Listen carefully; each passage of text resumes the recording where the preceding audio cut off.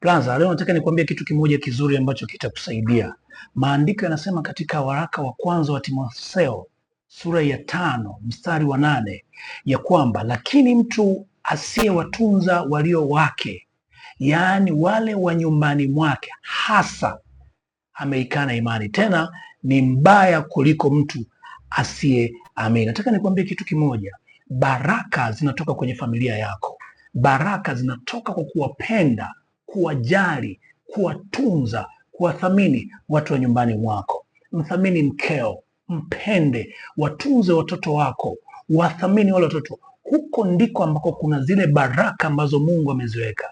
Lakini kumbuka, unapoacha kuwathamini hao watu, maandiko yanasema wewe ni mbaya sana kuliko mtu asiyeamini. Ni kweli Mungu anakubariki kwa kupata fedha, uchumi imara, ni kweli uko stable, lakini nyuma ya hayo mafanikio kuna watoto wako, kuna mke wako, kuna wazazi wako, kuna familia yako.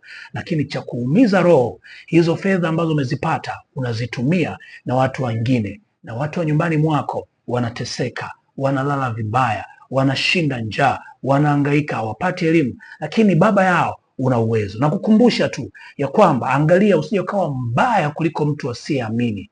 Wapende watu wa nyumbani mwako, watunze, wathamini. Na kukumbusha tu baba, maana najua unaelewa wajibu wako, na kupenda na kukubali na kuombea. Barikiwa.